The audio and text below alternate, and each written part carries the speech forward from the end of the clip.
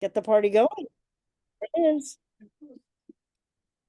Well, good afternoon, good evening, and of course, good morning to some folks, the very early morning in India for one of our featured readers today.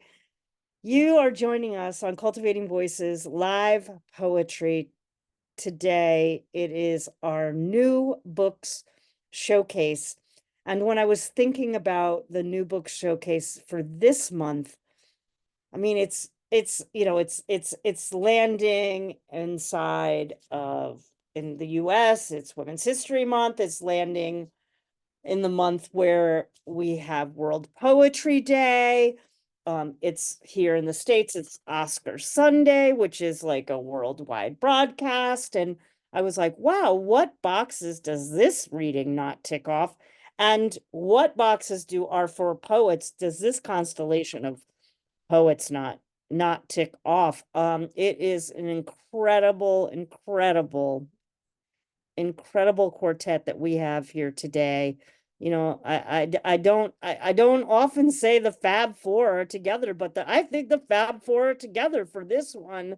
Um, Really, the amount of poetry citizenship and accolades, and of course, the stunning poetry, which you have heard from all four of these poets a number of times on this very program.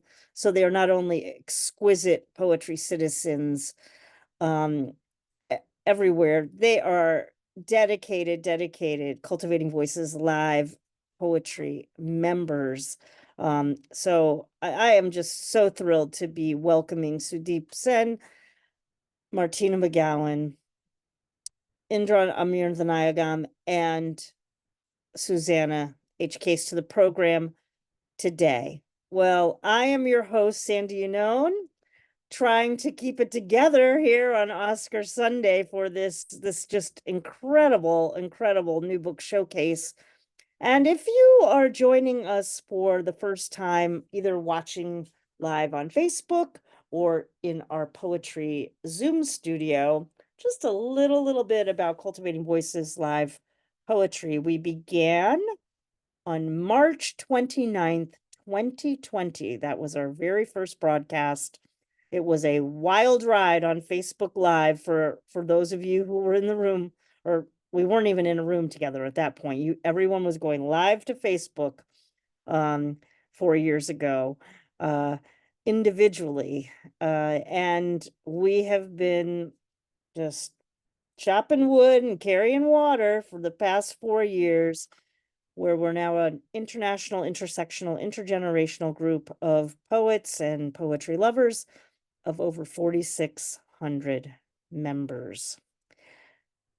Now, those folks join us here in our Zoom studio or live on Facebook, but hundreds of folks watch these programs every single week, thanks to the incredible dedication and support of Don Krieger and the social media maven Kim Ports Parsons, or as I like to call Kim the director of operations. I don't know. That's like just what I call you, the director of ops.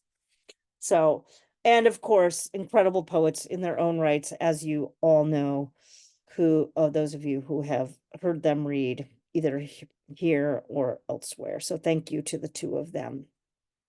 Well, let's get right to the poetry. I want to remind our wonderful audience that has assembled here today. Many folks in the room have been featured, will be featured. That's one of the things I love about Cultivating Voices live poetry, that any day, any one of the folks in the squares here has been, is, or will be a featured poet here on our program. I want to just remind you all that the chat is live here in Zoom. It's also live on Facebook. So please do show your appreciation for the poets and their incredible creativity.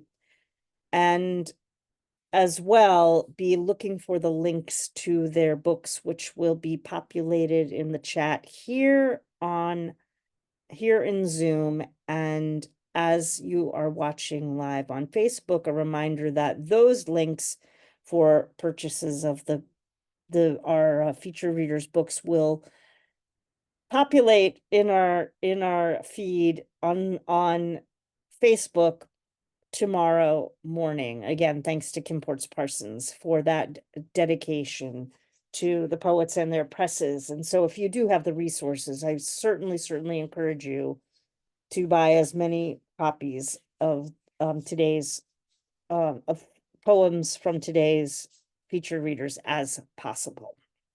Well, on that note, let us go first to our first reader for today. Dr. Sudeep Sen is joining us from the early morning in India with amazing gratitude having him join us. If you were not here a few years ago when Sudeep's book Anthropocene really was the centerpiece of one of our new book showcases. And in fact, it was one of the inspirations for us, I think, to move to what we now call our Poets Focus. So it is such an incredible honor always when Sudeep is able to join us on the program. And if you follow the good doctor, we have many doctors on the program today, actually. If you follow the good doctor on what the work that he's doing internationally, it is an impressive array of poetry citizenship. So I am, again, truly humbled and grateful and really honored to have you on the program again. And let me tell you a little more in the formal biography. Well, Sudeep Sen's prize-winning books include Postmarked India, New and Selected Poems from HarperCollins, Rain, Aria, which received the A.K. Ramanujan Translation Award, Fractals, New and Selected Poems, and Anthropocene from Piparan, and among many other titles. Sudeep has edited influential anthologies such as the HarperCollins Book of English Poetry and Modern English Poetry by Younger Indians.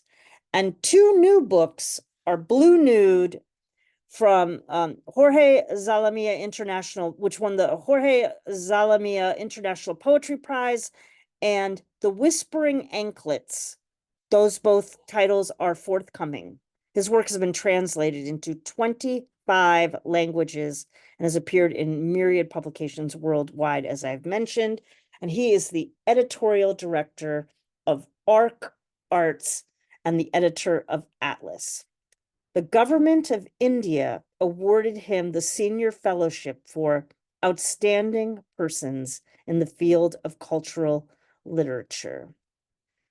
Sudeep Sen is the first Asian to be honored to deliver the Derek Walcott Lecture and read at the Nobel Laureate Festival. Would you please welcome this beacon of poetry from the middle of the night, Sudeep Sen. Thank you. Thank you so much. You guys are so generous. I feel like hiding under the table. Don't believe any of the things that Sandy's been saying. Oh, okay, a little bit of it. Thank you, Kim, for sending me an email and inviting me first.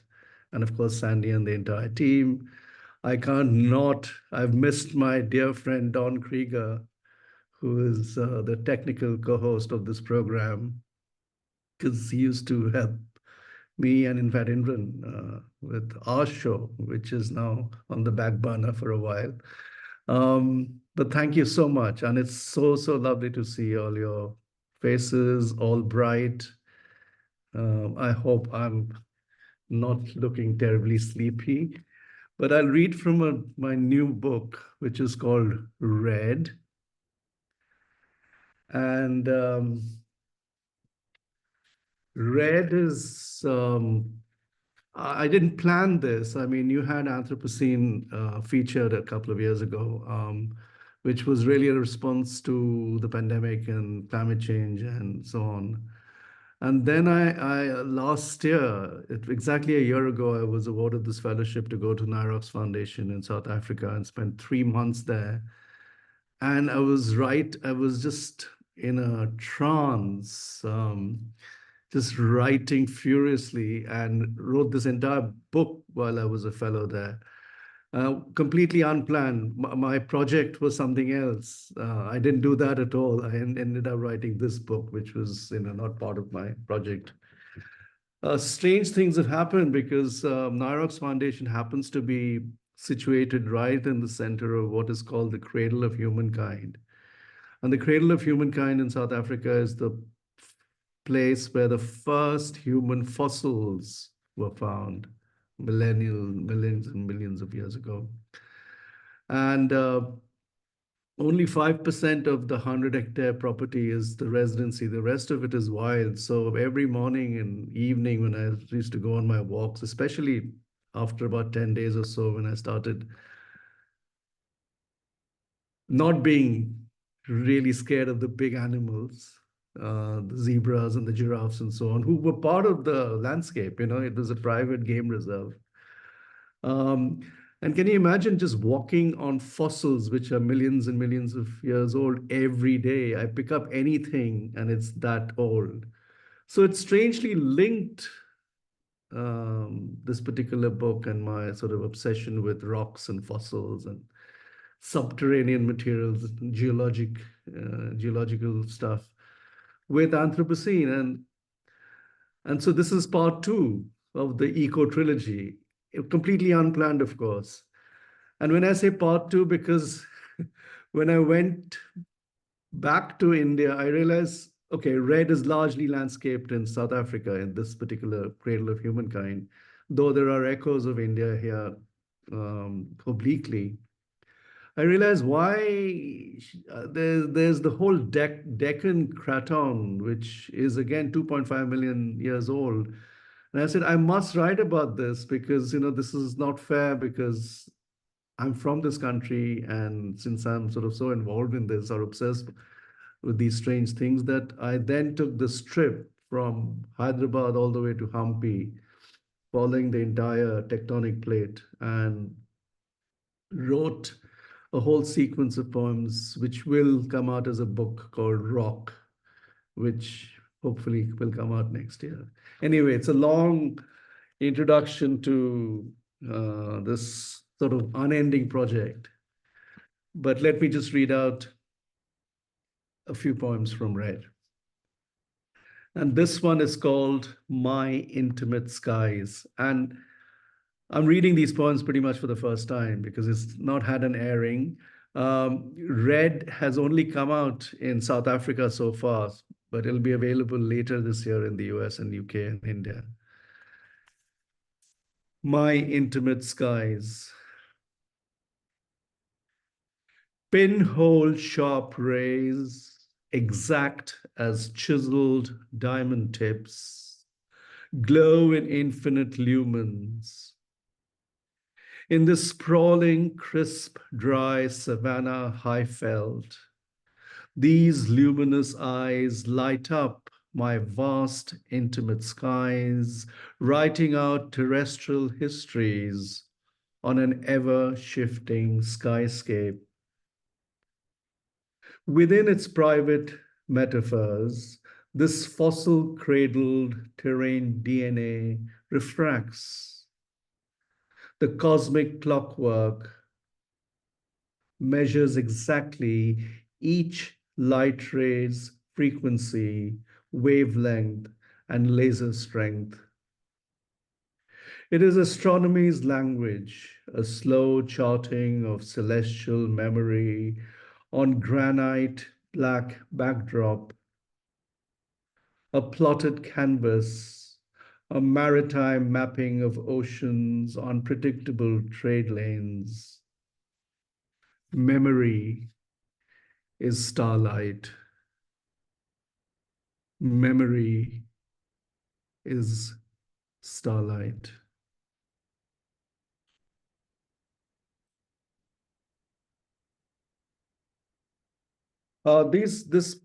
Thank you. This book actually has a lot of my photography as well. So this is the sort of this, and there are these huge land sculptures. This is very famous by one by Willem Boshoff, who was one of the leading artists of that part of the world. And these are huge granite uh, pieces where he's etched um, text from 27 languages. And of course, he doesn't know all these languages. So I had the real honor of meeting him. And I said, I found an Indian script on it and it's Orion. He said, really? Which one is that? Because there's so many of them. But these are just amazing, amazing pieces of work. So let me read a poem partly inspired by this and the landscape in general. This one's called Dolomite. Smooth skin granite cracks open, presents its porous vulnerability as theater incarnadine. Millennia-aged red-brown ferric patina reveals soul's jagged edges, an estuary of lead compacted sedimentation, mineral-rich, buried inner narratives hidden to the human eye. Obsidian glaze, its velvet shine, its carved contours, lines recording this old continent's black history, stands firmly, its gravitas intact. Nature's ancient erosive brush, painting a shifting palette. The moment it splits, cosmic cycles of gathered sun rays concentrate on this point, celebrating its perfect, flawed beauty.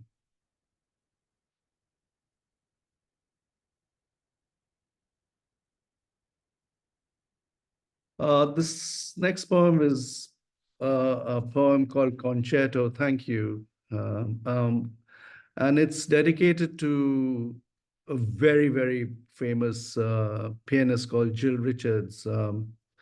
And she is from South Africa, and she, for a while, was also the co-resident where I was. And she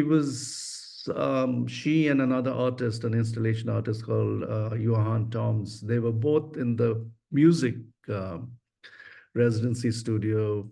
I was walking past it one day, and then I saw Jill sort of doing strange kind of calisthenic movements on the piano, and Thomas was sort of shooting.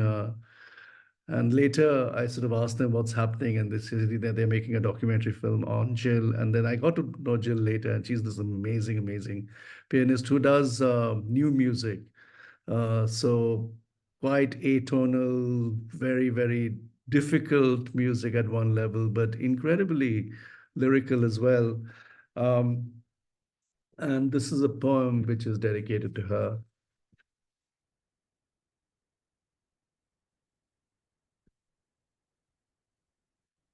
Concerto for Jill Richards. Each sound wave, like breath pause reverberation, is minutely calibrated. Each movement pitch perfect.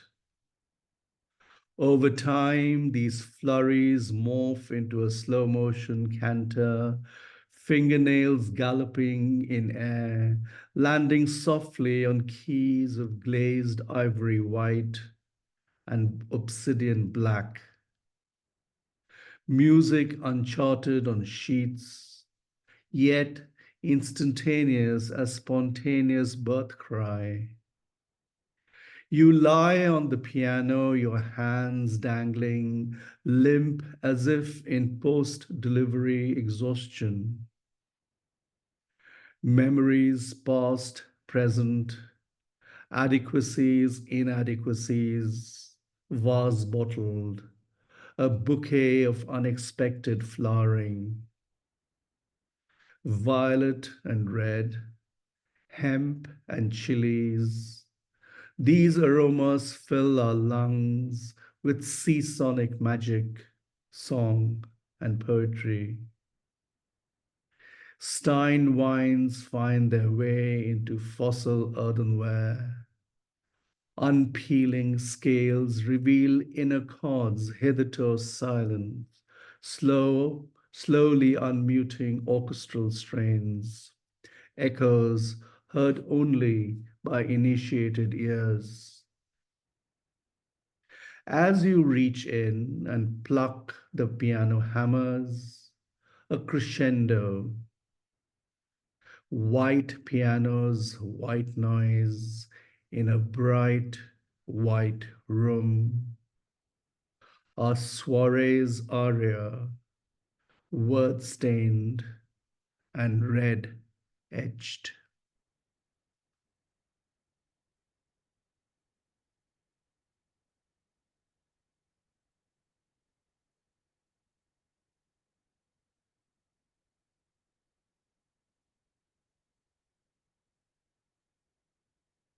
How much time do I have?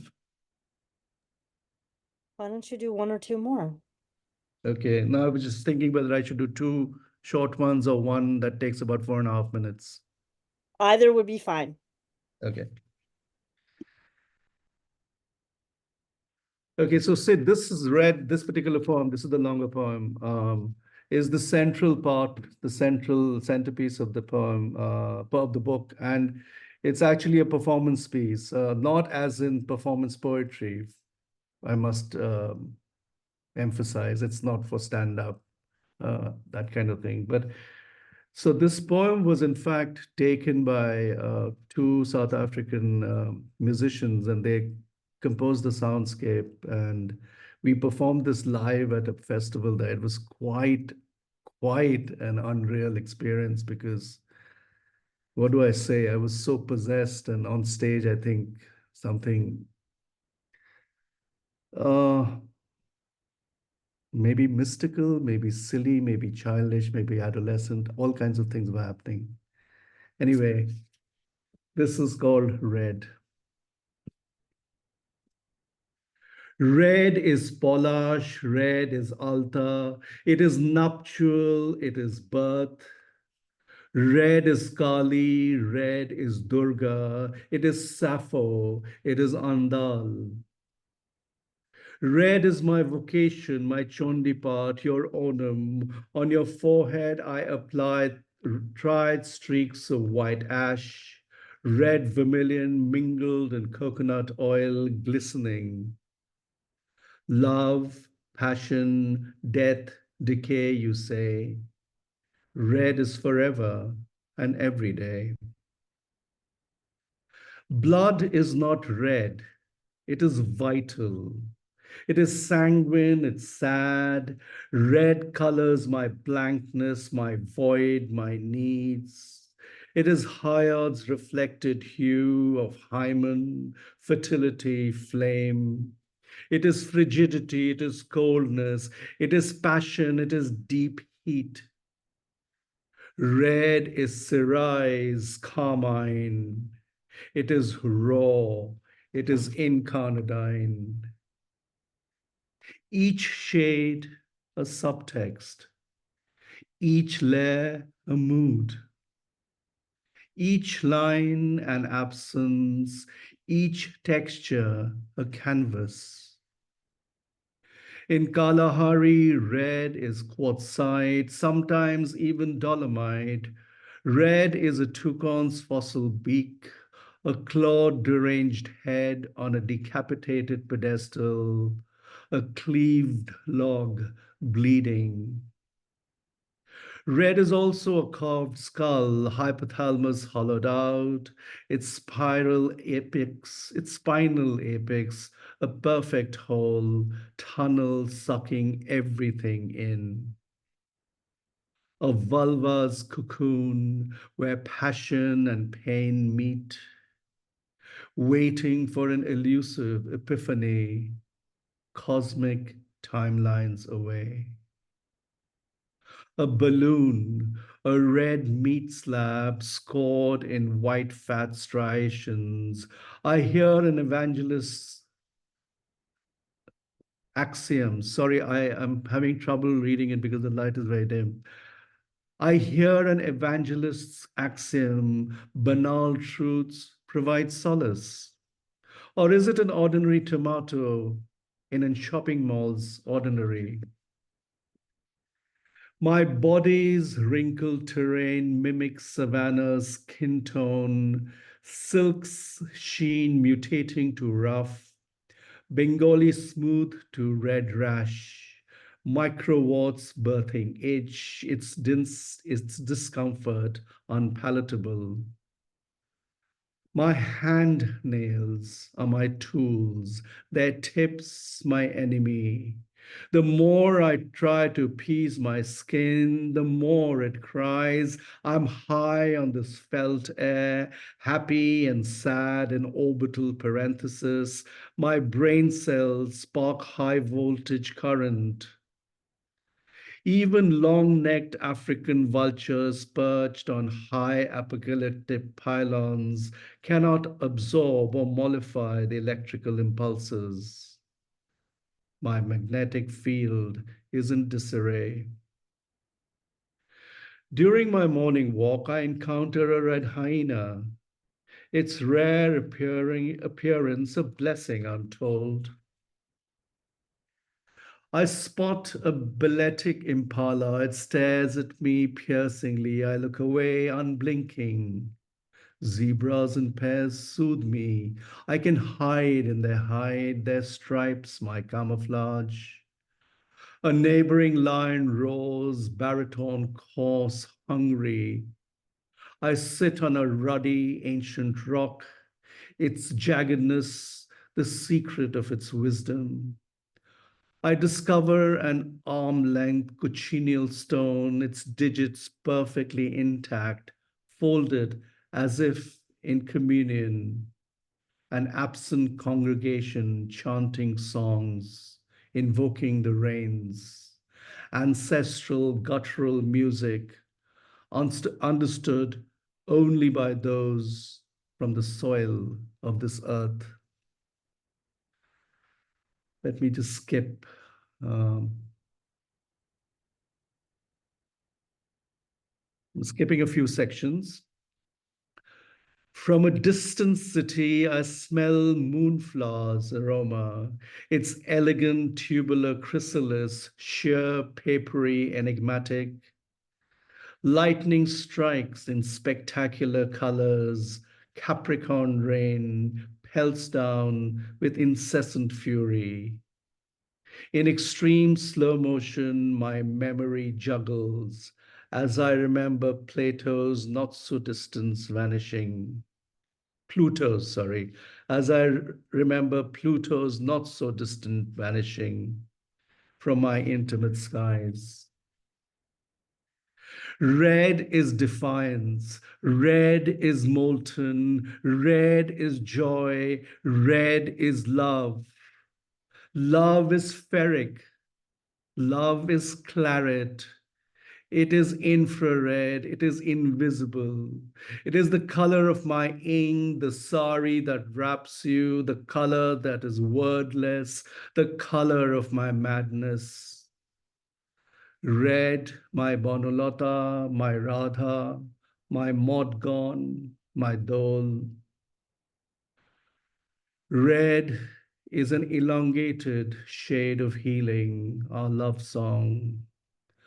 Our alternating heartbeats, a bluebird's lone seagull defined, statuesque, beak red. Dawn morphs, dusk ruddy, Rufus reed, rubescent red. I read red, our spectrums end. The air has turned wet, cool, the weather pre-autumnal. My tequila sunset red ink will soon replace the fading violet. Let me embrace once again this red before I leave for warmer climes. My loyal, indelible ruby liquid, mapped words without fail. No full stops, no ellipses. My skin's red rashes unknowingly tried to impede its strokes, but did not diminish its order. Everything outside is orange, pink, red. My blood alive in red heat. Red is visceral. Red is amniotic. Red is rebirth. With the power of my poetry, I can transform all. With the power of sky's verse, I can transform all. Thank you for your patience. Wow, that is Sudeep Sen, and that was hypnotic. It was an epiphany of red, is what I experienced. At one point, I felt a little bit like was reminded of when I was also hearing Lee Young Lee read his poem, The City in Which I Love You, which is, a very long, languid, musical, just epiphany of life and death and everything in between. And to hear you read not only the title poem, but these poems, all of them felt to me like the music of the earth and the body, in their own kind of celestial terrain. And to have you share them with us for your first time kind of publicly, what an incredible, I feel like what an incredible gift my ears, my heart, my mind, my soul has just received. Thank you so much, Sudeep. Ah, How incredible. How incredible. I cannot wait to read. Like I'm really actually just I'm quite moved by the experience. Thank you. thank you. I mean, you all and your words move me equally, if not more. So thank you very much for your generosity and kindness and your acute, discerning ear and heart and minds. Thank you. Hello everyone. That is Sudeep Sen joining us this morning from India. With just a beauty. I mean, I hope that when you wake up in the morning, you will remember that you read the night. With just quite a transcendental reading for us Thank all to you. begin our new book showcase. Well, folks, we do like to stay within the 90 minutes, and you will, none of us are going to want to move away from this reading. So let me take us to our next reader. Again, we have an abundance of riches on the program today. Every single one of our readers today is such an exquisite singular poet in their own right, and they are all very, very accomplished readers of their work, so that we are truly treated to being able to hear poetry.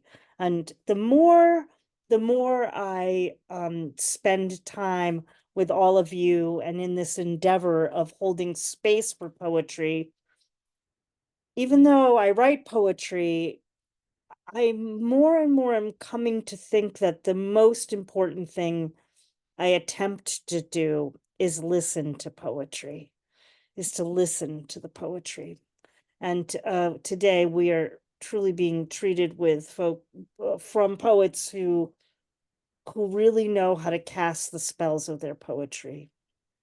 So next we will turn to another good doctor, Dr. Martina McGowan. Again, I really can't say enough about Martina's journey to being on the program at this moment.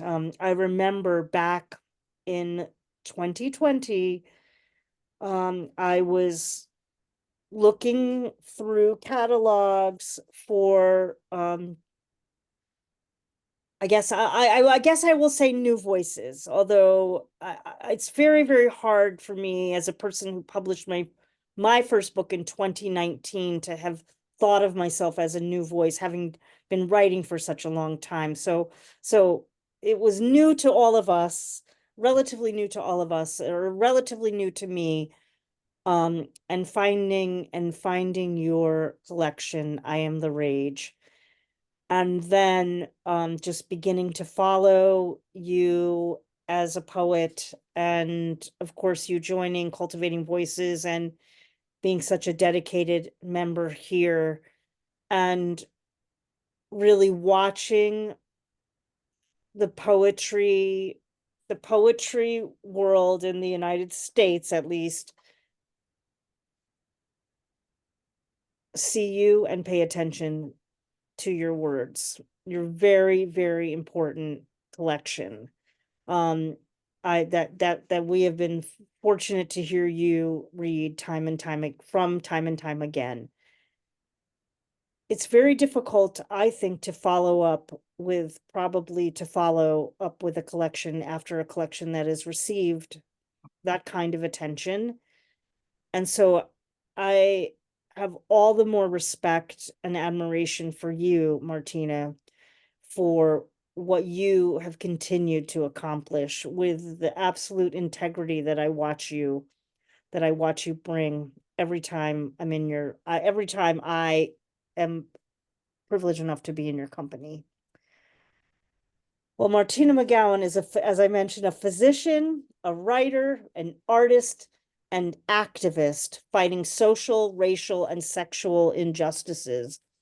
Her work may be found in multiple literary magazines and anthologies, and she now serves as a poetry editor for the Elevation Review. As I mentioned, her first poetry collection, I Am the Rage, was released in February of 2021, and I remember it very, very well. The book won several awards, including the International Book Award in the social change category, the Black Caucus of the American Library Association Award, and a Nautilus Award.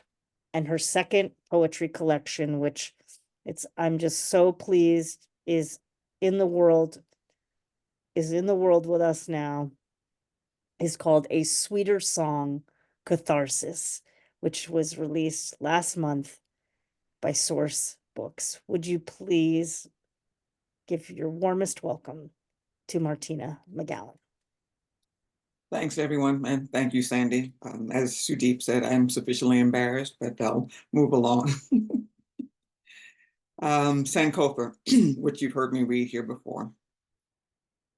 Plucked from starlight, playing in forests, passing through the gates of hell and barracoons, 13 days inside the belly of another beast.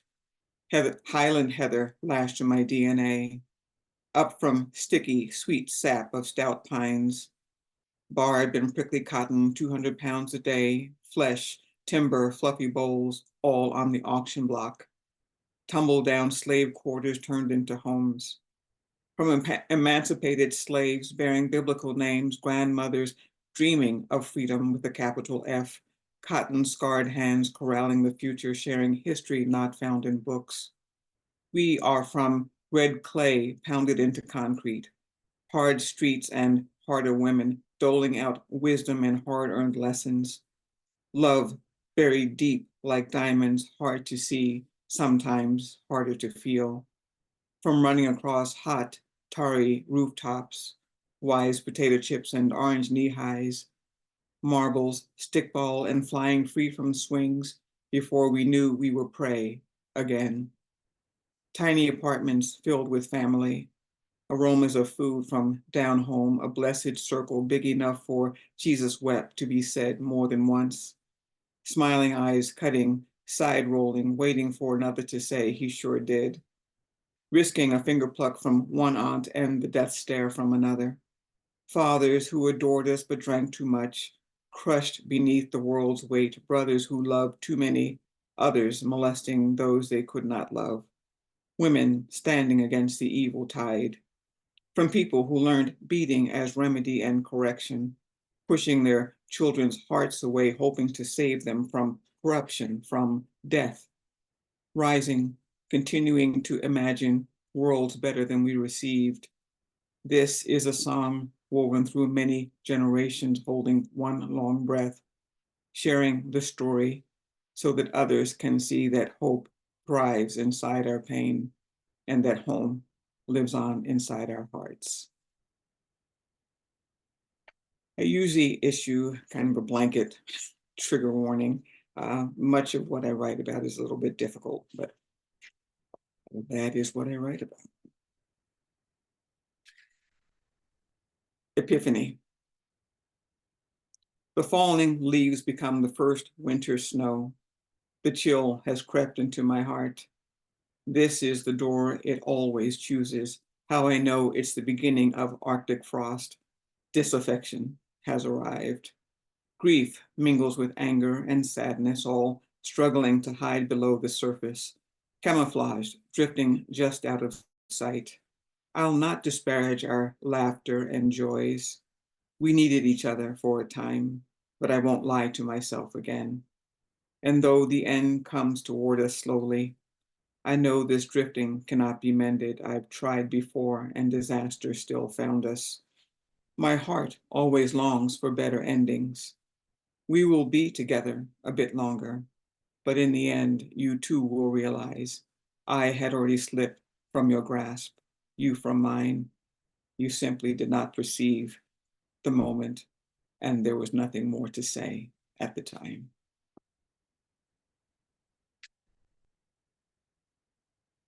This next was written for a friend when she received her breast cancer diagnosis. Coronac, for Patricia. What a special gift if we could just kiss away the word cancer or lessen its blow, the way some mothers can kiss away pain, offering frail support, watching life wither away, bearing witness to lives well lived while still living.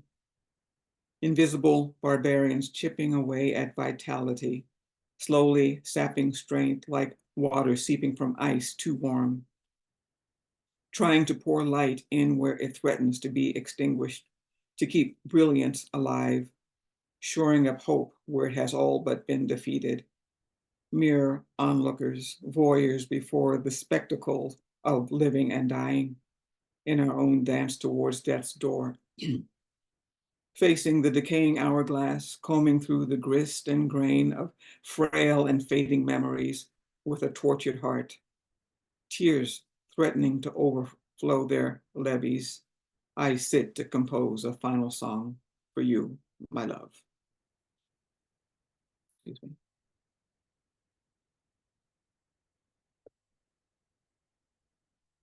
This next actually requires its own trigger warning. This is about sexual assault, sexual abuse.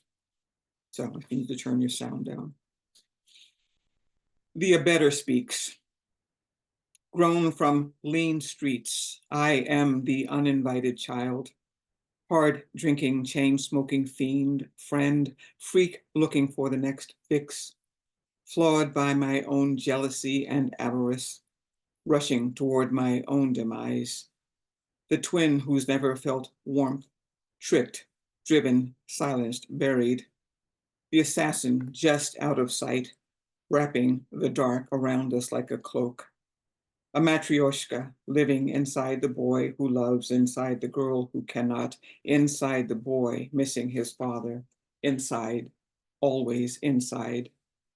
The child caught beneath pulsing manhood, the part that never rose from that bed of affliction, the leftover piece, abused, destined to become abuser, a collage held together by thin wire, keeping the schizophrenic break at bay, a genetic patchwork of hate, a ruse de guerre.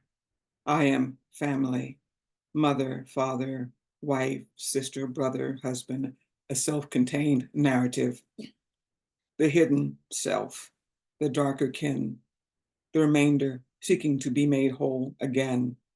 I am the sin eater for all our wickedness, tricked inside our hidey hole. One of us is the prodigal, but we are both looking for home.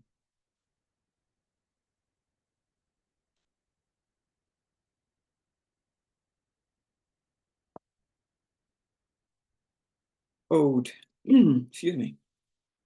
Deeply inhaling its transcendent aroma, cupping it in our hands, checking for the right temperature and the proper resilience. When we squeeze, it pushes back just a little. Running our fingers lightly over the surface, marveling at its texture, turning it, kneading it, and caressing it, seeking the prime entry point, making the first gentle incision with our thumb, just enough to feel and hear the opening sigh. Continuing our practiced meditation, separating inner from outer, putting aside the outer, we scrutinize the furry surface, plunging deeply into its fibrous core, beginning the delicate art of partitioning, still inspecting and lifting away the pulpy bits. Gingerly, the tongue guides each morsel forward. We do not break it open immediately, but relish it and fondle it, rolling it gently and guardedly about the tongue, feeling the salivary glands begin to constrict in happy anticipation. Finally, we bite it and the juicy spiciness explodes. Trying not to dribble in ecstasy, delighted with the adventure, prepping for the next allotment. We reach the end and we are satiated by the experience. Perhaps I'll try another. Now I think I need to rest.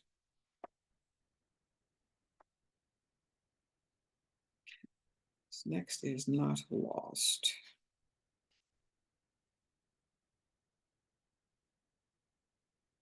Not lost. We stand watch over lives taken, not lost, needing the language to make it easy on the ear, easy on the tongue, easier to swallow whole. Invisible chains binding us together, greed and vanity no longer concealed beneath the flawed cloak of justice. Is it chance or destiny that some lives are important while others are merely fodder for bullets, pointless wars, victimization?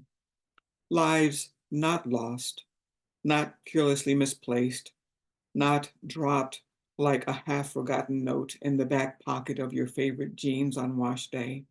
Lives stolen from other human beings, original sin never far from our hearts, conjuring up fratricide and genocide, sequestered by careful consideration, early sell-by dates stamped in utero, abominated, abridged lives condemned, especially for those who do not look like, or talk like, or act like, or think like we do, or for no other reason than those lives simply do not matter to us.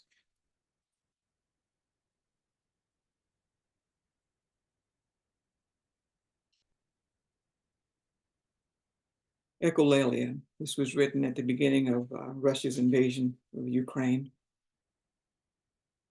February 24th, a new poem begins. It is the hind end of winter, the pre-dawn of spring, a day of dictators, bloodshed and tears. Franco, Chiang Kai-shek, the Reichstag in ruins, but the date is not important. Rumors of a new war between someone and someone else, threats of assassination, mass extinction, millions huddled in shattered buildings, wounds, hastily wrapped eyes, pleading with bystanders. Babies tagged, passed onto trains so someone can live beyond this day. Others tagged, sent to the front, lights to be forever dimmed, never the same again. Yet we do not learn, we do not change. Carnage becomes Cold War. The heavy lifting of our hubris, borne by the poor, the weak.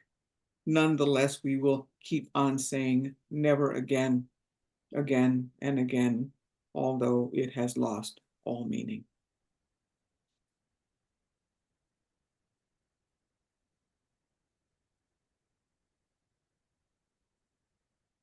Lost in time.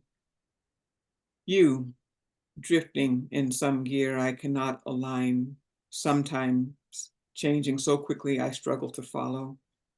Sometimes you know who you are, who I am, but not always, not today. Searching, mining my own memories for the name you call me today that is not my own. Love demands I trace the time and dimension of your current location. I try to calm your distress, our distress. All too often I cannot retrieve answers quickly enough, and I am afraid we are somehow on the same walkabout into oblivion. Almost magically, the gears shift again, flopping us both back into the present. This makes you sad. You know you have missed a beat, lost your place in our dance. How I wish I could hold your hand to pull you forward or backwards so we could travel the same road more frequently. Mine some passage and find my way into the elastic and Velcro that now holds your mind hostage. To weave together the metrics of time's flow for you. But maybe I do not wish to know the future too well. Perhaps the same demon stalks my path, and I will know when the time is ripe. Or possibly I will not know it all, lost in time, waiting for my guide to take my hand, or just waiting.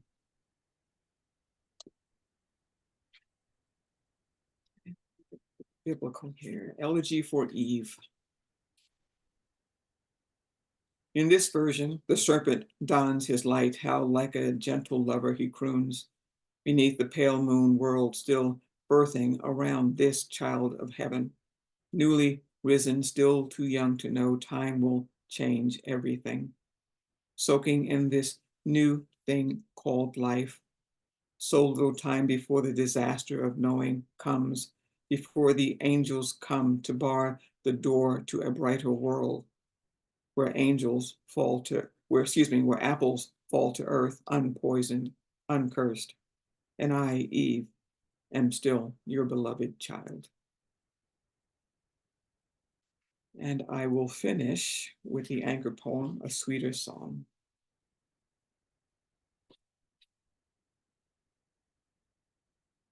For Etheridge Night. You ask for sweeter songs, better rhymes, and lighter melodies, but my poor heart cannot comply, for the truth is all we have on offer. Promises of light-filled days remain empty, lasting happiness in short supply, islands of joy, contentment, sinking in seas of setbacks. I, too, dream of fresh breezes caressing my face, walking white sands, chasing waves, wallowing in wildflower fields, toes dipping carelessly into cool creeks, basking in moonlight beneath a blanket of stars, awaiting the opening of asylum doors, co-signing my sluggish freedom, anxious to release the sorrow, the heartache, and watch him float away. Some other day, I shall sing to you of peace and love and hope. Some other day, I shall write of beauty and nature, but not this day. Today, I am but a canary, caught in life's coal mine, inhaling double doses of air, so that you may breathe. Thank you. Fabulous. Yeah, it's fabulous. My mother just said incredible poetry right before I came back, right before Yeah, I unmuted. double doses of, yeah, wonderful. Yeah, incredible poetry. I was, as I was listening, I was just thinking so much about like the absolute strength of your voice and how like I have literally witnessed you continue to lean in more and more to the strength of your voice as you've been creating these poems over the past 4 years. There's like a precision, an absolute precision in your truth that you deliver in a poem. And it is so powerful. It is so compelling. I mean, it's a different kind of music that my ears need to hear in poetry because it's like that. It is like that.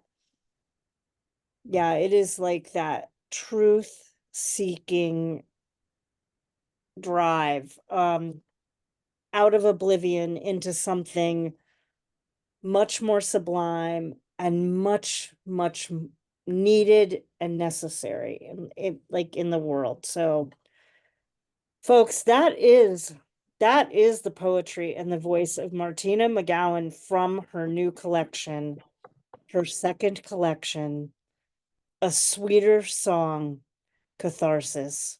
Again, it's from Sourcebooks. Again, folks, please feel free to purchase these collections. I mean, this is what the New Book Showcase is all about. Us getting to hear. I mean, we're hearing Red. No one's heard from Red yet. I mean, you're hearing Martina read from her, just astounding collection. We're getting ready to hear from Indran, who, is such a prominent and prolific writer of the world. So let me turn to Indran and share a little bit again. Thank you. Thank you for the hat.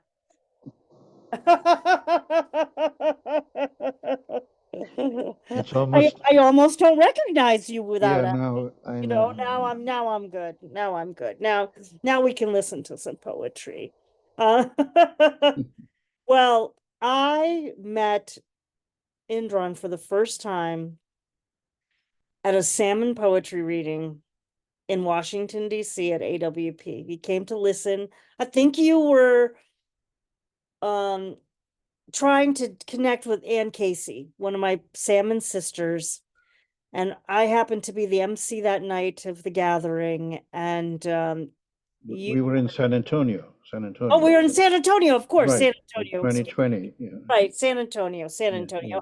I confused because That's I okay. was thinking, oh yeah, you're over. Yeah, okay. No, you're right. It was San Antonio. Oh my gosh, how could I forget that? But yeah, definitely Ann Casey. I know that you were looking to connect with her, and you were so gracious in coming and listening to our reading and your attentiveness, your ear. You have your ear to the ground for poetry every minute of the day in any language that will have you and that you can take in. There's not many of us that can say that, of course. And how wonderful it was to um make that connection that day, not knowing that soon after we would be relegated to these squares and these Zoom squares. And I say that then, but I say relegated, but of course now I'm immensely grateful that we have these squares and how it's allowed us to connect over time. And it has been an absolute it has been an amazement to see everything that you do in the world.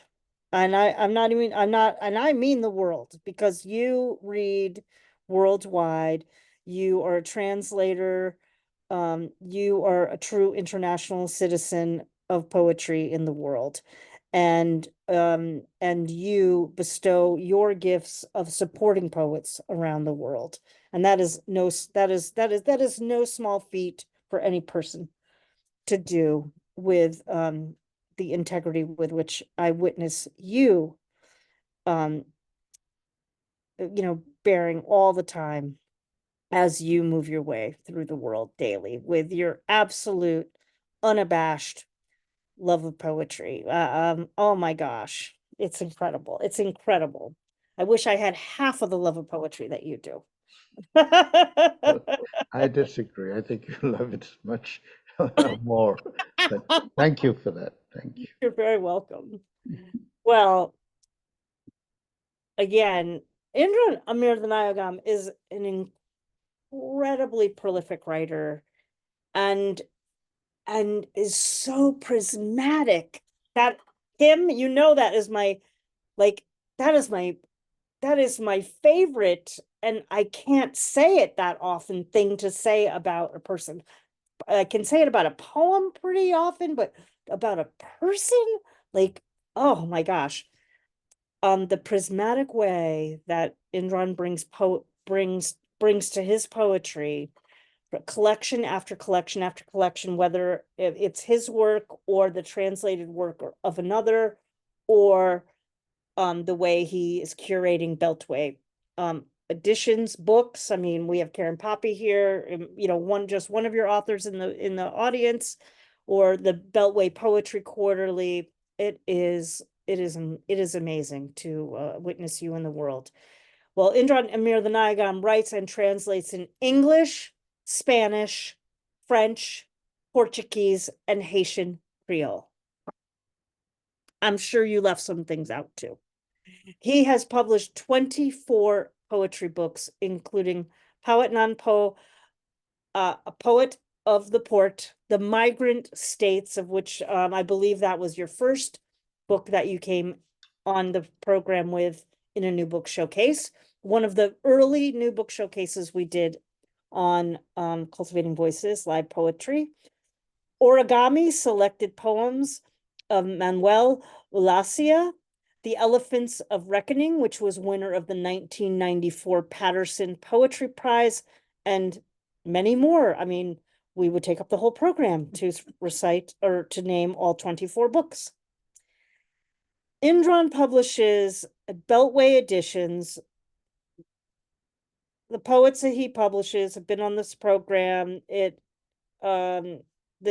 are voices that we need in the world, and I'm grateful that you and your amazing team are doing that good work, as well as edits the Beltway Poetry Quarterly. He also writes a blog spot. He has a fellowship recipient from the Foundation for the Contemporary Arts, the New York Foundation for the Arts, the U.S. Mexico Fund for Culture, and the MacDowell Colony. He was the 2022 IFLAC World Poet, Poeta Mundial, and is the regular host of the Poetry Channel on YouTube. And, I'm curious as to when you sleep, and I'm glad that you don't. Thank you.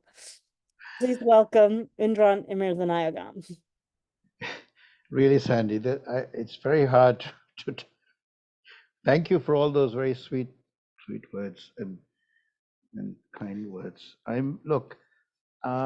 This book, Powèt Non Po, Poet of the Port. I wrote the poems in Haitian Creole, which I'd learned before going to Port-au-Prince, but I really learned it there with a friend of mine, Alex Laguerre, a wonderful poet who taught me Creole. And I've written a book with him called Poesia Catmen, four-handed poetry in Creole. And now he wrote the preface of this book. And I wrote the poems in Creole mostly during the last year of my stay there. I mention this because I got a call at the beginning of that last year from my mother.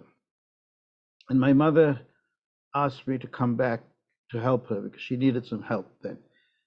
And so I realized I would finish my year, and she My sister took care of her for that year. We found a place for my brother, my autistic brother. And then I came back. Now my mother has just left us just a few weeks ago. And so now I can go back to Haiti in a sense.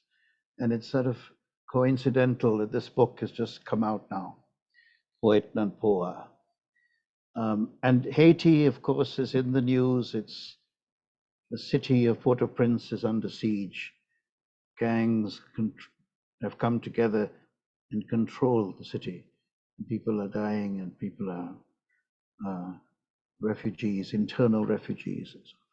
So it's a city that's in flames, but the people are resilient. They resist. I've talked to various friends in Haiti in the recent period, and just keep praying and fingers crossed, and people are hunkering down, staying where they can, and hoping for a solution, which will basically be the resignation of the current prime minister and then movement on from there. So I'll read from Powèt nan Poa, Poet of the Port. I'll read in English, I'll read a little bit in Creole, so you hear some of these poems. The first one, Révolution Pensée, a revolutionary thought overheard. My idea is not complicated, dear foreigner. Haiti is the center of the universe, and Creole the official language for all authorities, United Nations, the International Criminal Court, for all kinds of crimes, and Nasser as well, because, as you surmise, to fight future wars, we will need codes that not everybody knows, which is why I'm leaving Creole with you, your call as code language to explore space for new commands in war, dearest Haiti, great country, center of my head. Révolution pensée, l'idée moins pas compliquée, mon cher blanc. Haïti, c'est sont l'univers, puis langue créole, langue officielle pour toute autorité, Nations Unies, tribunal criminel international sous n'importe quel crime. Et puis autorité NASA, tout, parce que vous connaissez pour laguer dans l'avenir, nous pral besoin de code qui pas tout monde connaît. C'est pour ça que je mets créole là à disposition ou langue code, langue pour exploration espace, pour l'ordre laguer, Haïti chéri, qu'au pays à mitan tête bonne. Manage. I do not want to feel sad thinking of the last family member, last bird, last time I can see a mountain covered with ice. But when you do not write, at least I can compose a poem and for a few minutes visit another world where I know how to manage rain and sun. August. August was a funny month for me. It was the month I was supposed to leave the country. And in the end, I ended up leaving in September. But it took on a lot of emotional weight that month. And there's an album you can listen to on Spotify and Apple Music and so on called Rankont Dout. And some of these poems are are sung on the album with musicians, friends in Haiti. So August. August has come without a breeze or lightning, without a protest in the streets. We waited for this August since finishing the manuscript, before my leaving for the other side, falling in love with another girl. August can arrive again for somebody else. August means nothing to readers not aware that August has arrived. Then it'll go. Bye-bye. See you later. Take my hat. Meditation under the tree.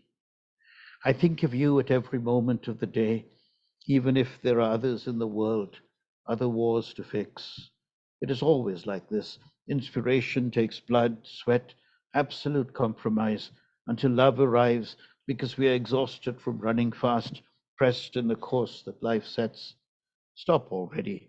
Take a breath. We are there even if in our heads we visited the country without a hat, even if obsession with love flourishes in your poem, because the poet Maudit must write about the flower wilted, punched, destroyed. Or perhaps one can change themes like a lizard its skin. I sit in the leaves of the tree. I'm waiting for you. Nobody can see me except you, because I think I see you still. See, I mentioned the country without a hat, and then I mentioned the hat earlier. Take my hat. The country without a hat in Haiti is the afterlife. It's the next stage. So I've tended to keep my hat on, hoping to stick around some more years. Haitian, Haitian, Haitian, como nou ye? Ou ekri nan lang mwen, epi ou remen ak monu. Ou defye desespoir ak yon makout plen proverbe. Ou danse kompa, ou chita bo la me ak yon wom, epi yon souri nan zile oubli ki avanse yon ti kras apre mémoire gouf tro l'amon. Haïtien, Haïtien, Retty, is it là avec nous? Haitian, Haitian, how are you? You write in our language and you love with our words. You defy despair with a backpack full of proverbs. You dance compas, you sit beside the sea with a rum and a smile in this forgotten island that advances just a little after remembering the Gulf, pit, and death. Haitian, stick around here with us. A friend of mine, a writer, Mackenzie Orsell, started calling me Haitien, Haitian. And so I took that and wrote that poem. Mackenzie Orsell, by the way, is a very fine writer. He lives now in France, and he's a poet and a novelist. When I first got to Haiti, Marie-Alice Théard, who is a writer and runs an art gallery, I went to see her, and I'd never met her before. The first thing she said to me was, "You've come back. That you were born here 500 years ago, and that you're back." You know, and she had this idea that this, you know, the soul had returned. So anyway, something about the center of the universe and that idea, that island of called Hispaniola, called Aibobo, there's many names. Universal island. Will you give me a discharge? My stay will end heartbroken, friendships built even so, belly not big enough to keep all the marvelous food Haiti has fed me. Strong sun this morning, wind up to sweep body and spirit, door open, cemetery full of memories, but always the story of the return. As long as I can walk, and even afterwards in a wheelchair, like so many other Haitians on the flight from Miami to Port-au-Prince, the island song is stronger than me. My father died on the other side. The other side for me is an idea from the Old Testament. Everybody is somebody. Every island is Haiti.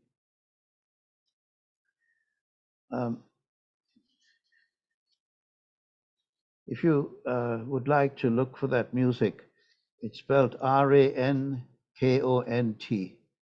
Rankont, and Dout, D-O-U-T. One of the songs there is called Jesula. And Jesula used to come home and she would cook my food.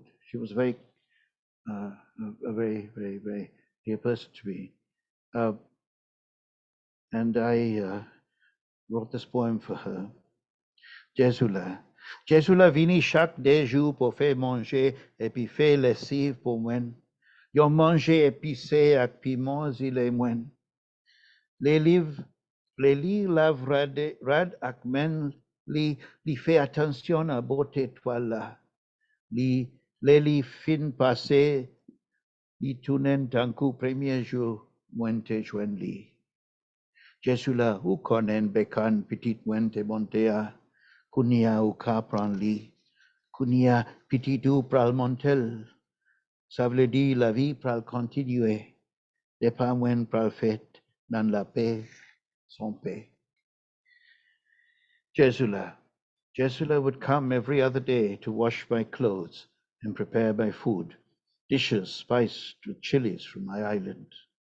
When she washed my hands, she took care with the beauty of each cloth. When she finished ironing, they became like they were on the first day I found them. Jesula, you know the bicycle my little boy would ride. You can take it now. The fact that your son will ride the bike means that life will go on, and my goodbye take place in peace, unafraid.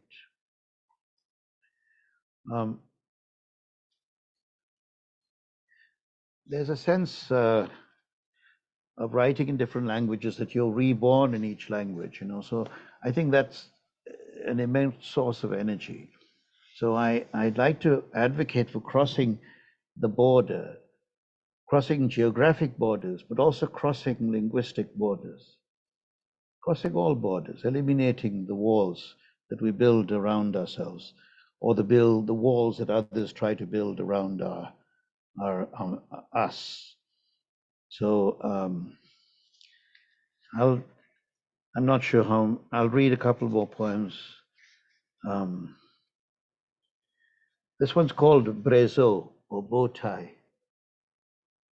With money the book will bring, there's a bit of a joke here, with money the book will bring, I will buy a new bow tie and call a taxi to go to the airport, take a flight to my childhood island, to ask the elephants there if they still want to know why I left, why the sun rises over the American island, why I write my voyage in a big new boat.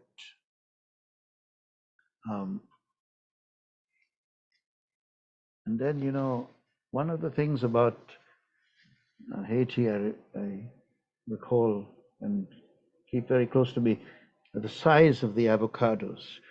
These are not these small ones that you come from Mexico or Peru.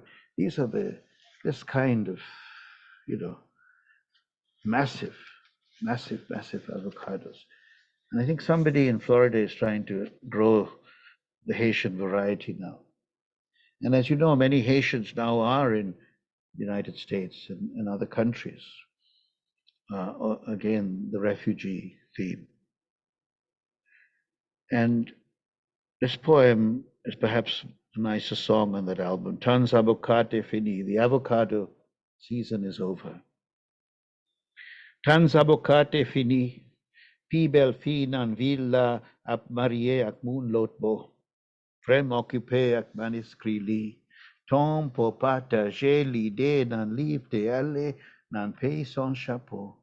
Accepter réalité, pas vie plus dans fantasy, ou gen kek année men sel toi nan créole, ou gen tout yon vie devant, penser, réfléchir, dit tout nouveau famille, félicitations, bonne chance, et puis écrit l'autre fois, souvis en Haïti, les avocats défleuris. The avocado season is over. The season of avocados is over. The most beautiful girl in town is about to marry a man across the water. My brother is busy with his manuscript. Time to share ideas in a book has gone to the country without a hat. Accept reality. Don't live anymore in fantasy. You are getting along in years, but only 3 in Creole. You have a great long life ahead. Think, reflect, tell all the new families congratulations, good luck, then write again about your life in Haiti when the avocado was in bloom.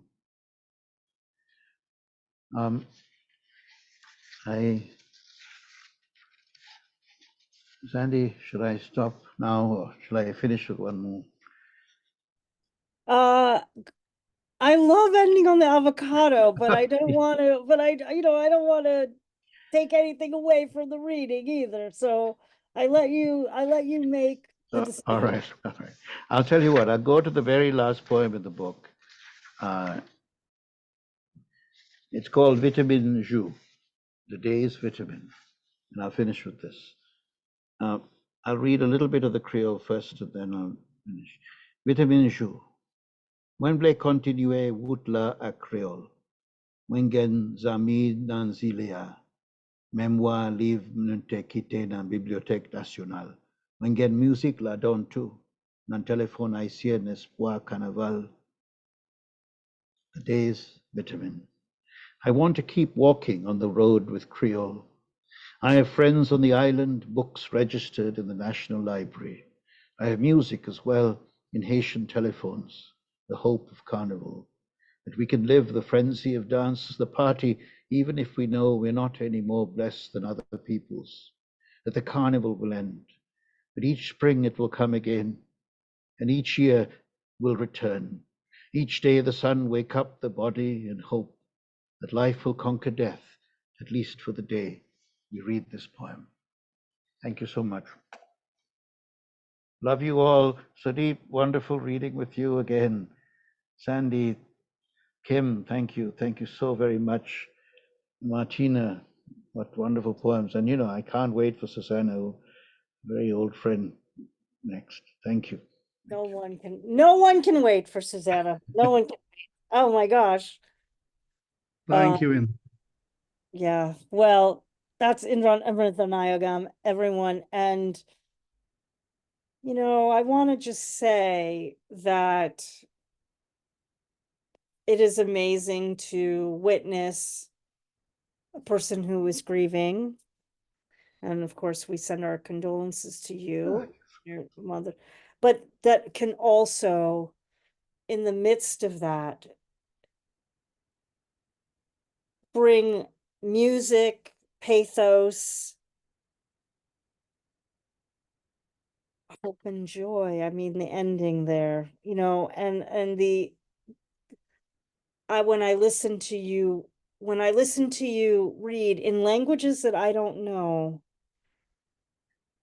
I feel so alive in poetry. And I want to just say that again for folks who might have think, oh, maybe she didn't say that right. No, in the language I don't know is where I hear the music of poetry. And that is like such an amazing, amazing gift to be able to deliver to the world, is poetry in this multiplicity of languages and this multiplicity of perspectives. You said it first. I mean, you said it before. You said it. You said we are reborn in each language. So thank you for showing us that rebirth with your reading today. It was just perfection. Thank you so much. Thank you. Well, folks, I in my exuberance, which I believe is well earned. I mean, look at everybody that we've heard today. I mean, I don't feel like I'm being overly exuberant or, I don't think I am at all. I think it's genuine and it's real, and in that exuberance, of course, I've mismanaged the reading terribly. I ask you to please indulge, because you do not want to leave anyway, because you've heard Susanna Case read before. I've heard her read before. Like, you can't leave. Like, you can't miss this. You won't miss this. So, but I do ask that we will be running just a little over. And in that spirit, I want to say that, one of the greatest joys on my journey through the pandemic has been meeting you and, developing a connection with you. We, of course, are co-hosts, and now we're co-editors of a project that we're working on, and and it's been really amazing. And I remember going all the way back. I can see your very first reading on Cultivating Voices and being absolutely riveted. And I feel that way every single time I hear you read. I truly do. And I always can't wait to hear to have the next time I'm going to hear you read. So it's amazing to be able to be here with you today and to hear you read today. And I thank you for closing us out, and folks, just sit back and enjoy the just amazing poetry of Susanna Case. Well, let me just share in the more formal biography. Susanna H. Case is the award-winning author of 9 books of poetry, most recently, If This Isn't Love, from Broadstone Books, and she is co-editor with Margot Tufts Stever of I Want to Be Loved by You, Poems on Marilyn Monroe from Milk and Cake Press. I love the anthology so much, and it's such a great contribution to poetry and popular culture and everything in between. The first of her 5 chapbooks, The Scottish Cafe, published by Slappering Hall Press, was re-released in an English-Polish version. And I'm gonna let you pronounce that rather than me do that, because I should have done my homework. No, I can't. Oh, you can't. I would Okay. not do the translation. I don't Okay. say a word. Okay. All right. Well, yeah, okay. If anyone can, please do put the phonetic pronunciation in the chat for us. And I can't pronounce the Ukrainian version either. So Well, suffice to say, The Scottish Cafe is a compelling and very important book in worldwide, given that it's been translated into numerous languages. So kudos, of course, always to the very forward-thinking, amazing Slappering Hall Press that I've known about for years, which I love and adore, as I do Susanna H. Case. So take us away on this amazing, amazing afternoon of readings, and thanks for sticking in here. yeah, thank you, Sandy and Kim and Don. Thank you all for putting this program together. And it was a delight to hear Sudeep and Martina and Indran. And thank you, everyone in the audience, for staying as we go into overtime here.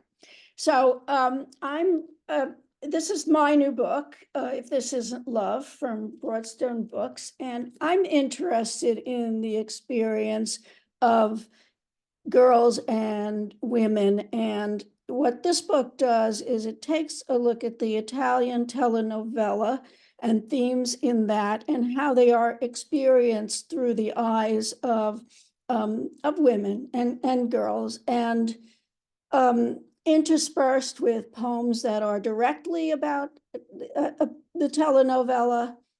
There are poems from real life that overlap with the themes from the telenovela. So this is telenovela 3. Uno scandalo. Something's wrong with the pasta business at Pastificio Rosato, the 70-year-old family factory. Something's wrong with the documents, sensitive information now public, the company not so financially stable. Something's wrong with Fabrizio, the head of the Pastificio, who apologizes to the press. Fabrizio was responsible for the murder of his father. Something's wrong with Lara. Did she leak the news? Marina thinks so, but something's wrong with Marina, who isn't rational, who hates Lara. Lara will bear Roberto's child, though he begs her to get an abortion. And Marina has loved Roberto for 26 years through her marriage to Fabrizio. Something's really wrong with Roberto, who has raped Eleonora and driven her mad. Upheaval reigns as they give in to passion.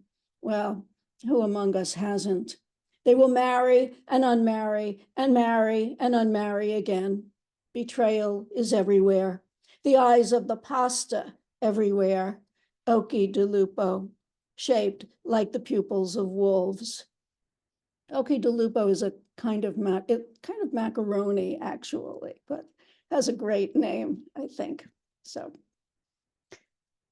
I think a lot of you know the Frank O'Hara poem where he there's a line in it where he tells the mothers of America to let their kids go to the movies, and that inspired this poem titled Frank O'Hara Tells the Mothers of America to Let Their Kids Go to the Movies. My mother half obeyed, said, okay, but only every other week.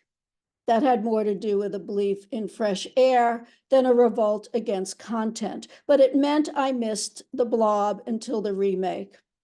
What I did get to see was two women, after having to stick out my chest and lie about my age to a dubious matron who decided not to care. Two Women, the movie in which after her rape, a girl's hair suddenly was longer, a filmmaking error. Don't worry, the creep was killed. Even in the fertile hills of Italia, women were traumatized and hungry. Ah, De Sica.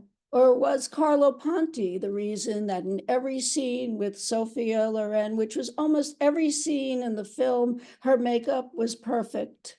I bet it was Ponti, who so publicly loved her. Everybody loved Sophia Loren and still loves her.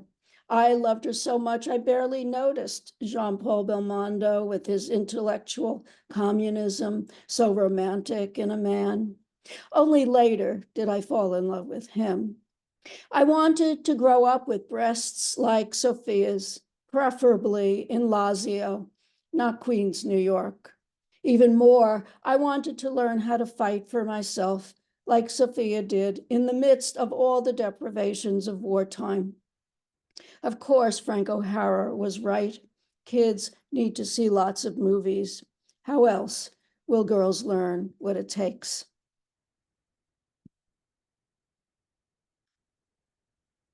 This is the erasure. I want to tell you about my abortion, vacuum pumps, blood, the whole buzzkill event, but all I say is I'm feeling a little off, just want to sleep. Sheets stretched tight and welcoming. Maybe I'll see you tomorrow. Lover rejected, flower closing for the night. I want to talk about loss, how I'll likely cry over it and us 20 years from now, especially during holidays when I'm most likely to ask myself, what did I do? But probably I'd be crying abortion or not. I've seen mothering come to nothing, child living under a bridge, child who kills, child done talking, child slamming head into a wall again and again. My breasts are still sore to remind me. I want to say, please stay with me. And then I don't. The erasure, so quick, it seems to have hardly happened.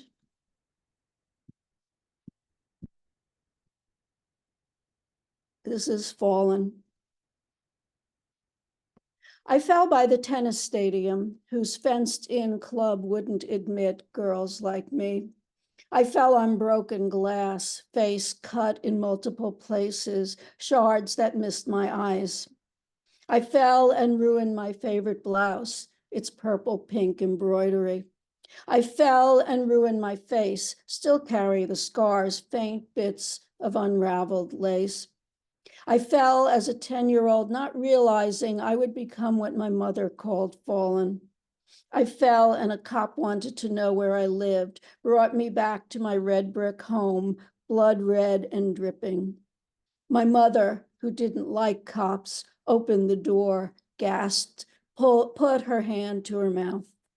I fell, muddy and banged up, realized for the first time the link between loss of control and blood. I cried. This was the bleeding that made me a woman.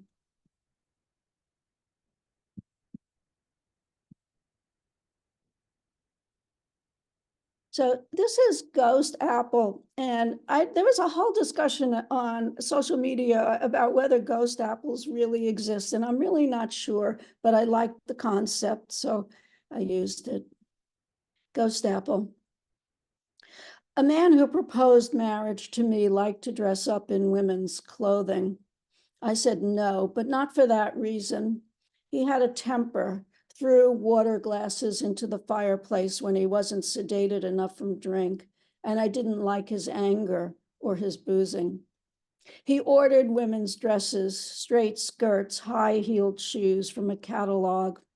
The styles had somber colors, came with blazers, nothing I would have worn, but I loved him, helped him choose. He liked to take a bath each night while sipping bourbon, had gone to university in the South. then dress up in something feminine, classic, so different from his day job lawyer suits. In the end, what killed the relationship was a trip to Mexico together, a month roaming through whatever towns seduced us. Diego Rivera murals, archaeological ruins. Even the scenery couldn't distract from the parts of us, personalities, not bodies, that didn't fit. He was 12 years older, tired of building his career, couldn't decide if he wanted a child. I was just starting out, eager to succeed, didn't yet want to be a mother. Years later, when I heard he'd died, I wondered if it were suicide. Part of him hinted at that, like a ghost apple, whose insides slip out easily when the stem is still on the tree. Nothing left but a memory's ice crystal shell.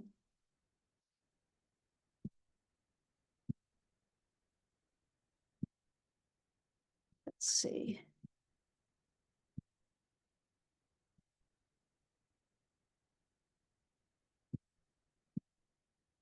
Hitchhiking.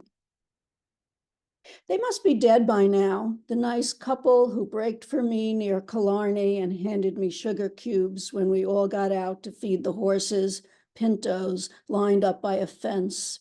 I took a car ride with a man who had pleading eyes, whose thatched roof cottage looked so charming. I wanted to sleep there in a small, wretched town. I don't remember its name, never mind that of the man. He too seemed nice, as if everyone in the world had suddenly turned kind, which of course has never happened. A farmer in a moth-eaten brown wool cap at the bar where I stopped to shelter while it was raining mocked me for being citified, for coming all the way from New York City and then just visiting towns. These foolish tourist girls, he muttered, shocking this one who thought she had traveled in the countryside. I'm going to change gears for my last poem and read from the translation that Sandy mentioned. This is the Ukrainian version, and it's both a new book and an old book. The Ukrainian version, I'm not going to read it in Ukrainian. I'm going to read it in English. Just came out this January, and I have an admiration for people who can be concerned about literature in the middle of a war. And yet this is a book about life during war, just a different war. It's set in Lviv, which at the time the poems are set, was a part of Poland called Lvov, but it's now part of Ukraine. And so that is the reason why both people who are conversant in Polish and people who are conversant in Ukraine were interested in translating it. And it's about a group of mathematicians who are trying to survive and trying to live a quality life in the middle of of World War II as it approaches. And so this is called Fixed Points. At first, they meet at the Cafe Roma in Lvov on Saturday nights to discuss mathematics and drink cognac. But Banik lives beyond his means and is annoyed that he can't work out something with the proprietor about his debt. So he persuades the others to move across the street to Zelensky's place, the Scottish cafe, where the food is not as good, the cognac is not as good, but the music is good and the credit is better. And they begin to meet each day around 5. Banik, Mazur, always the center, at a little table with a marble top where they talk and write and stare silently at the spaces in their minds filled with even more formulas than those written down on the marble tabletop, some of which later get written down into a school notebook with a marble pattern cardboard cover that Banik's adored wife, Lucia, buys for 2.5 zlotys at a drugstore in Lvov, and into which Banik, who does not like to write things down, enters the first problem in 1935. Problems go on odd pages, solutions on the opposite pages, filling up the Scottish book. It is chaos sometimes, arguing and writing and thinking. But chaos is better than order, says Auerbach. You can't lose anything in chaos or find anything either. But a lot of mathematics is found at the Scottish Cafe and lost too. One session lasts 17 hours and results in a proof of a theorem about Banach spaces, but no one writes it on paper, only on the tabletop, which is wiped off later by the janitor after the cafe shuts for the night, which still today no one can reproduce. Thank you.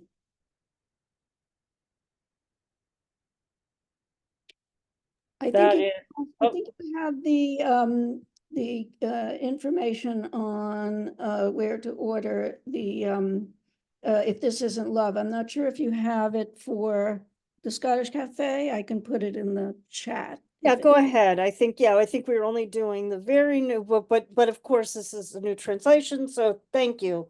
Thank you. Yeah, we definitely want folks to have access to both, and I'll work with Kim to make sure that that happens also tomorrow.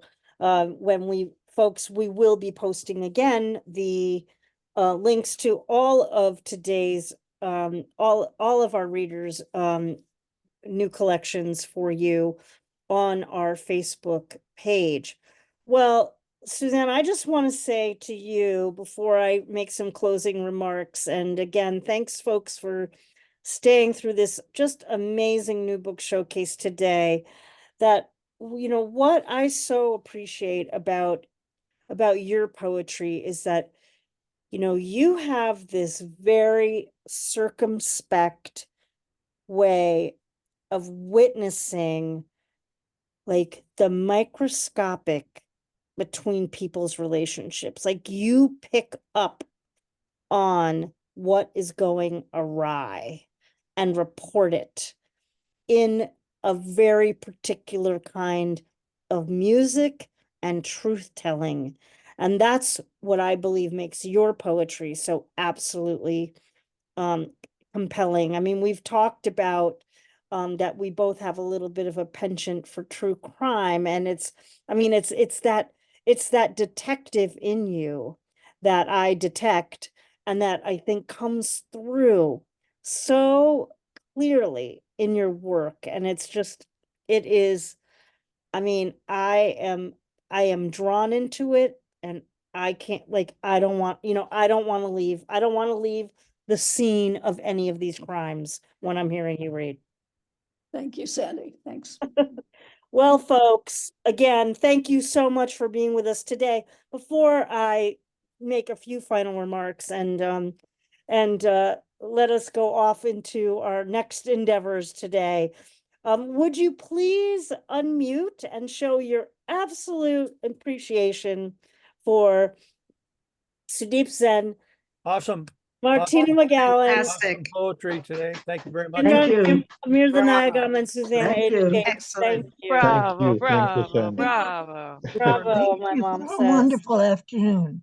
Yeah, we had a worldwide audience, an intersectional, intergenerational, international audience for the same out from our readers today in our new book in our new book showcase. And we will return next week with our final reading of the month of March. It is our wild card open mic where you are the features and you determine the content. I want to give a little shout out though, as we are moving into April.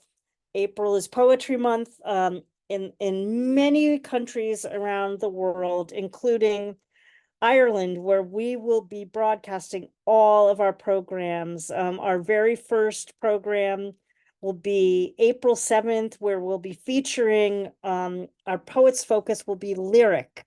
So join us from Limerick, Ireland, where Kim Ports Parsons and I will be working across the pond with Don Krieger to put the program on. And on April 14th, we'll be having a very special, it's the anniversary of the Titanic sinking, which, you know, I only care about it a little bit, the Titanic, we'll be having a Titanic event, a Titanic poetry event for you from Cove, Ireland, Titanic's last port of call. And of course, we will have our wild card open mic close out the month of April, but all will be broadcast from Ireland. So I want to thank you all for being here from whatever country you're joining us from for our new book showcase. Again, my just immense awe and appreciation for the poetry and voices and poetry citizenship of Sudeep Sen, Martina McGowan, Indran Amirthanayagam, and Susanna H. Case. It's just been a fantastic for me afternoon of poetry, and I'm very, very grateful for your voices and for our audiences who watched us here live in Zoom, and of course those watching on Facebook, and those of you who have now watched this program in recording. Thanks to everyone for being with us. Well, as I always say at the end of every program, my friends, please take exceptionally good care of yourselves this upcoming week. Take very good care of your beloveds. And, every week that we gather and gather to listen and talk about poetry and hear poetry and endeavor to continue to write poetry, I have to continue to believe that we are some kind of antidote to the mania that is our world out there in everywhere on the streets and in the villages across the globe, and that that poetry is some kind of elixir to bring us closer to understanding and peace. But it also comes from us witnessing and telling those truths, and we get to experience the entire spectrum of that through poetry. Not just here on Cultivating Voices live poetry, but all the reading series that exist on Zoom and in person around the globe. So thank you all for doing your good work. And I look forward to us coming together to hear more of that good work next week. And if you have time for some more poetry, there happens to be another reading that I know about in a couple hours. So join us on West East Bicoastal Poets of the Pandemic. We'd be happy to have you. Take a look at that on Facebook to find that. And with that, I bid you all a very good afternoon, evening, early morning. Get some sleep, Sudeep. Be well, everyone, and we'll see you very soon. Thank you.